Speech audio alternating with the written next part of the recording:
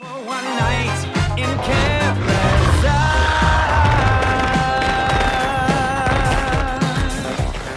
Hey guys, how's it going? We're going to do another Reasons to Play where I pick 10 cards coming up from the new adventure set. The ones I think which have the coolest interactions. Some of them are competitive, some of them are just strictly fun. But we'll cover off 10 of the cards that you're going to see in the upcoming Reasons to Play videos. So enjoy, and I'll link the last video I did for Whispers of the Old Gods, so you guys can see what cards I picked there, and you guys can see if I was right with some of the predictions or some of the cooler decks that I put together. But to kickstart this video, the first card I've selected is Barnes.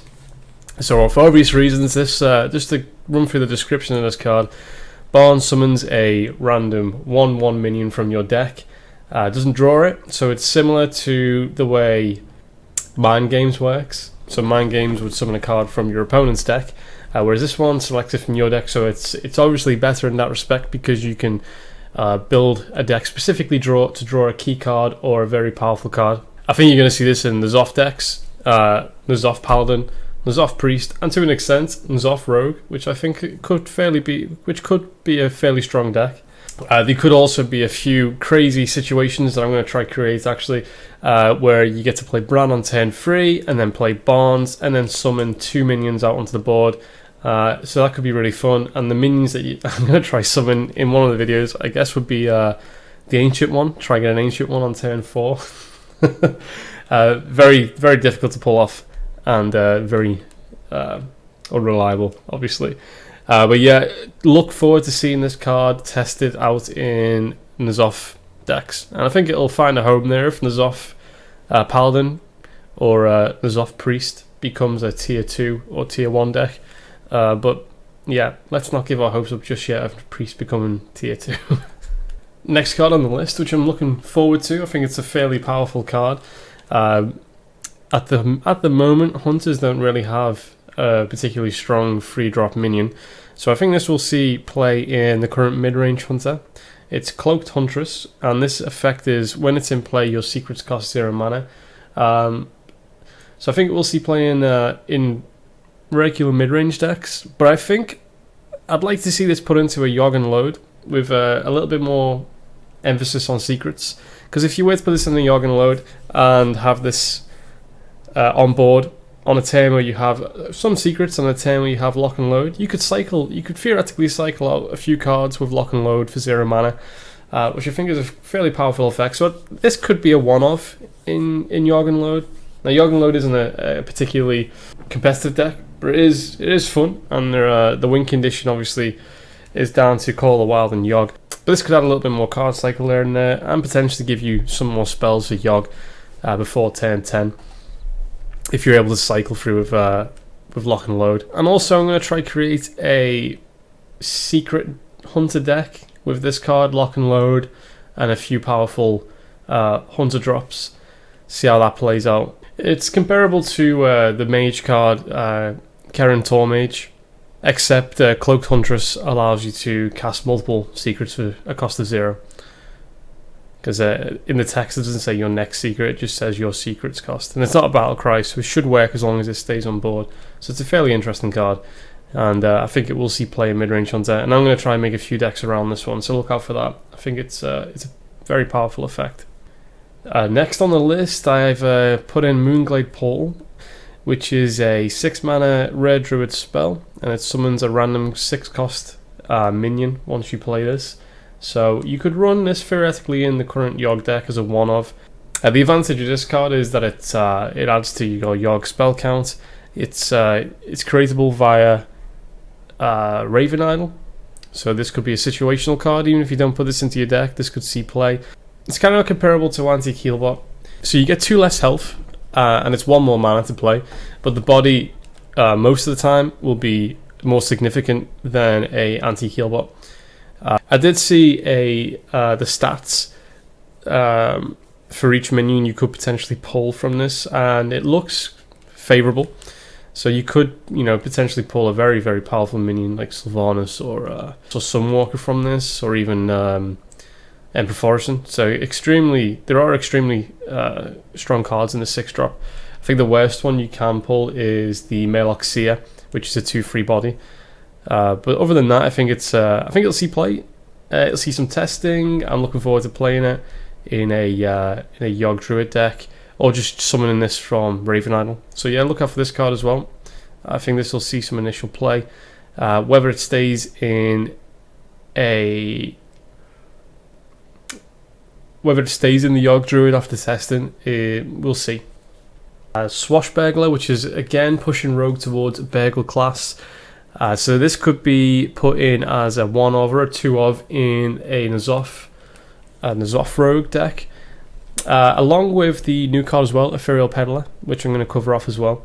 So this card is a 1/1, adds a random class card from your opponent to your hand, and it's a 1/1 pirate. So I don't think the pirate synergy is going to have much of an effect. It won't push any kind of pirate synergy with Rogue. The Battle Cry is the main draw of this card. So it's kind of like a Mind Vision, except this gives you a 1/1 body and it doesn't pull from your opponent's hand, but it does pull from the class. So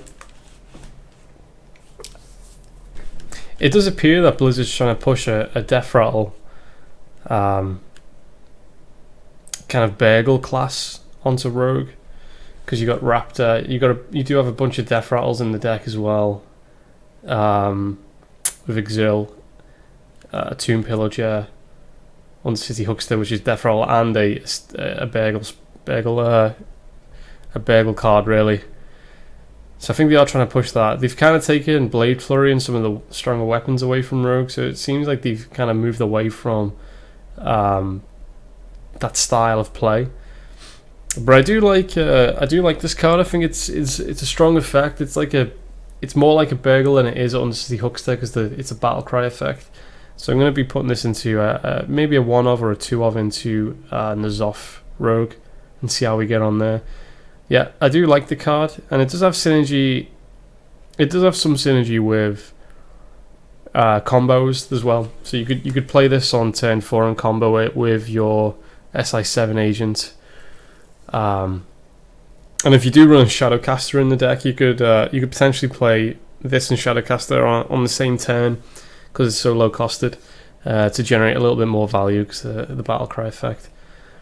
But that's a bit situational. But I like the effect. I'm gonna definitely experiment with this card and the Ethereal Peddler. So yeah, speaking of Ethereal Peddler, that's the next card I've got on the list here. So it's a 5/6, which is a Pit Fighter stat line. So it's it's very well statted for a 5-drop. So the Battle Cry, which is a very interesting mechanic, reduce the cost of the cards in your hand from other classes. So this has synergy with Huckster, Burgle, and Gang Up as well, and the new Swashbuckler card. So they're all synergizing with this Ethereal Peddler. So if you think about it, even if you just hit one card, the value on this is really good. It's a lot of value actually. It's equivalent of an Innovate. But if you could hit 2 or 3 cards of this, the value on that is insane. Now it all depends on the class card you do receive. So you could have a few bad instances where you could get a useless card like Savagery or Shield Slam or something like that. But for the most part, I think you're going to get fairly solid class cards. And if you can reduce them by 2, after playing this on turn 5, that could be a huge tempo swing. I think some people have overlooked that aspect of the card, and the fact that if you do pull a few good class-specific cards, this could give you a huge tempo swing on turn 6, or even on turn 5 if the cards are 2-costed or 3-costed. But it's an interesting one. I think this could fill in the 5 slot in a N'Zoth deck. So I think currently you'd probably put like Azure Drake into the 5-drop. So you could even just run one of these. One of these would probably be enough, because once you get the reduction on it, it's fine. You don't need to use this card again. Or you don't have to have 2 of these cards in your deck. So I think this could occupy a 5 slot in a N'Zoth Rogue deck. Next card on the list I have here is Neverspite Historian. It's a 2-mana neutral 1/3, and the Battle Cry, very strong Battle Cry I might add, is if you're holding a dragon, discover a dragon. So looking at this, I think you would put a copy of this if you're playing Dragon Priest, or if you're experimenting with Dragon Paladin. And this card's very flexible, so if you do draw it on turn 2, you could potentially carve out perfectly into the next few turns. You could pull a 4-drop dragon, 5-drop dragon, depending on what turn this is played on. So you could potentially carve out very well with this card. Or if it's going into the late game, you could just draw the chances you draw in a very valuable high-costed dragon is quite good, actually. There's a lot of 8-drop dragons and 9-drop dragons, which you could potentially pick from, and then obviously you've got the 2 Deathwings as well that are possible to pick from this. So I think it's a very, very strong effect.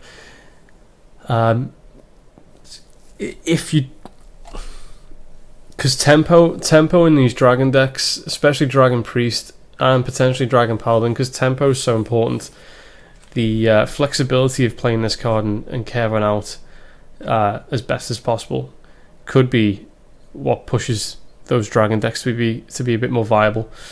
I think currently Dragon Priest is probably the best archetype of priest on the ladder, because it is kind of tempo oriented, and that's what is needed really to combat the current flood of mid-range decks and aggro decks, because most dragons are high health, medium attack value, or like a 3 attack, a 4 attack, and that's what priest needs is high health minions, so they can maintain a board and attempt to trade in efficiently. So this could help carve out a little bit better. The stat line's not too bad. A 1/3 could trade in with some early game zoo cards pretty efficiently, and I think Dragon Paladin, this could fit into Dragon Paladin pretty well. So I'm looking forward to playing this card and giving it a test out. I do like the discover mechanics. I think I like that they're still printing discovery mechanics. It does add a little bit more of a variation into what you can pick in the game, rather than just being a random generated card. So obviously for that reason, it gives you a lot more flexibility. Next is a card, Medivh himself, Medivh the Guardian. Very slow stats for an 8-drop, similar to Rowan, so the effect has to be really good. It's a 1/3 staff. When you cast a spell, summon a random minion for that cost. But this card is painfully slow in a meta that is so fast at the minute. The card is very slow, so it's going to take a very unique deck to attempt to play this card and make use of it. It won't be played in Control Warrior, because Control Warrior typically doesn't run any high-costed spells. And to really make this card shine, you kind of want to play at least a 4-mana spell, really. You know, like a Fireball. Call of the Wild would be a great one to go with. That's an 8-mana spell, and typically 8 drops are pretty damn good. Firelands Portal, which is the new mage card, would be excellent. That's a 7-drop potentially there, and 7 drops are again increasing in value the higher up you go over the mana curve. So yeah, maybe mage might be a good one to play this in. If you could somehow develop a hunter to play this in and just use it with Call of the Wild, that would be insane. You could potentially try coin this out and then play Call of the Wild next turn.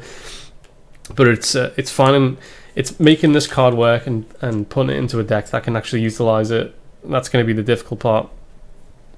But it could generate some ridiculous scenarios where you could summon a life-saving Light of the Ragnaros, or Rag Light Lord, or a Tyrion, something like that. Or you could get pushed for perfect lethal with Call of the Wild and Alaka and just slam in face for a ridiculous amount of damage. There's a few scenarios in there that are going to be really cool. Definitely going to try it out. It might be one of those ones that I might dip in and out of and try every now and then to make work. But yeah, very, very slow. Don't expect to see this card as a staple in any deck. It's going to be very niche, but very cool. So next on the list is Moat Lurker. Battlecry, destroy a minion. Death Rattle, resummon the minion. So you could use this in 2 ways. You could use it as a temporary removal for your opponent's card, with obviously the downside that it would resummon back on their side of the board. You could use this on your own minion with a Death Rattle, such as Sylvanas, to steal a minion, and then when this guy dies, obviously then Sylvanas would resummon. That would be the optimum scenario, really. But generally, this is quite slow at 6 mana. You could probably compare this to the Hunter legendary. the princess, which doesn't see play at the minute, but I think it doesn't see play because that's in the hunter class, and it doesn't really get utilized there because it's a little bit too slow. But maybe a N'Zoth, a slower N'Zoth deck could utilize this this minion a little bit more effectively. Obviously, the stat line is a lot worse than the Hunter Legendary. It's a free body, but I think the effect is probably slightly better. Or is it actually? Actually, it's probably not. The effect is probably just slightly worse because it takes it off the board. It is a little bit more flexible though, because you can kill an enemy minion with this temporarily.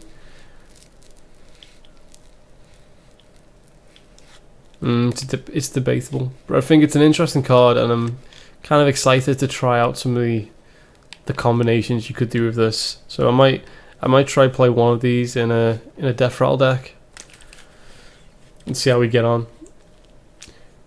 But yeah, there are some very specific combos you can do. I'll have to have a little think once the card's released and have a little look at doing some deck builds of this. But yeah, I don't think it's going to be a competitive card. It's a little bit too slow, but I think it's going to be very niche in maybe some Death Rattle decks, and if the effect goes off, it's really powerful.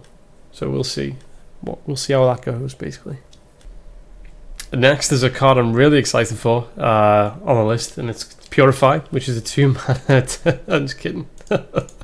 Last but not least, on the list is Prince Mulches. I think that's how you pronounce it. I'm not entirely sure. Is it Mulches? Malcazar? I'll just say Mulches. Anyway, I think the card is inherent. I think the card's inherently bad. It kind of dilutes you. It's already been discussed. It dilutes your deck. It could potentially give you an awful curve in a meta that's so fast and reliant on you having an answer for 2-drops and 3-drops earlier on.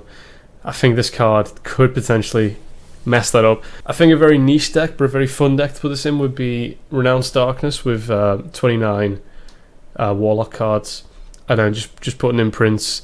So when you do Renounce, you have the ability to draft even more legendaries in the deck. So that could be a pretty interesting deck archetype, because in Renounce deck you wouldn't put any legendaries in, I wouldn't have thought. Especially if you're just going for a 29 Warlock Renounce deck. So it could be used in that potentially to generate a very random deck. I don't think this will be used in Control too much. Like I say, in Control you want to draw your, let's just say Control Warrior. You'll want to draw your War Axe fairly early. And if this card generates 5 cards before the Mulligan stage, you have less chance of drawing War Axe than you would if it was after the Mulligan stage. It all depends when. I think does the game start when you Mulligan, or does the game start when you? Does it start after you Mulligan or before you Mulligan? Because that would make quite a big difference. But yeah, I'll have to wait and see to test that out. But I think the card, it's not going to be. I don't think the card's going to be very competitive. But it could be added into a few niche decks where you don't have many legendaries in there. And for new players, this will be a great card. Because obviously new players won't have many legendaries, so it'll give them a chance to test out and experiment with some potential legend. It could give new players a chance to experiment and play with some legendaries as well. But for me, it's going to be fun to test that stuff out. I quite like making a few joke random decks, so this will be definitely included in one of those type of decks. And I think the Renounced Darkness one is the first one I'm going to play and test out. We haven't had confirmation just yet, but I think the set's going to be released in the next. I think the first wing will come out in this week, or maybe early next week. So we'll wait and see. Watch this space, and yeah, hopefully you guys are able to catch the new reasons to play videos that are going to be coming out soon. So thanks very much, guys, and catch you soon. Army.